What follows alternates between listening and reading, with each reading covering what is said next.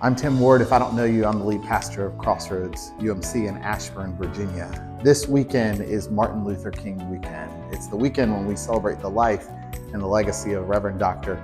Martin Luther King. And actually, we have someone in our church, someone who was a roommate of Martin Luther King Jr.'s sister in college. And it's funny, she shares stories about his life. And she'll say things like, I knew Martin before Martin was Martin.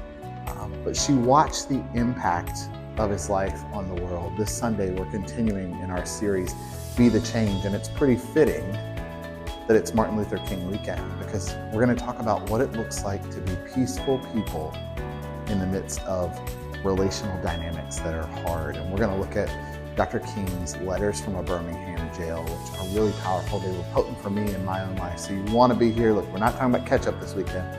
We're talking about Dr. King. So be here in person this Sunday at 9 or 11 or online. And if you come in person, a couple of things are going to happen. After each service, there are going to be two opportunities for you. One is Tea with Tim. It's a time for you to get to know me, learn more about my story, learn about the church, and learn about membership in the church. So I hope you'll consider coming to that. It's right after 9 or right after 11.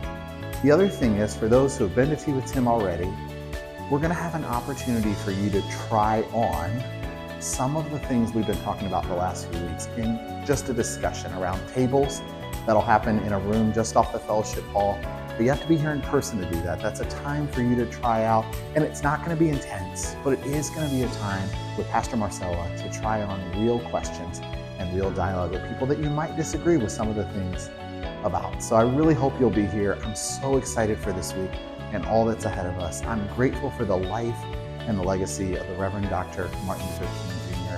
And I'm grateful for the call that we have to be people of peace as we seek to change the world. So see you Sunday and all the beauty that comes along with that.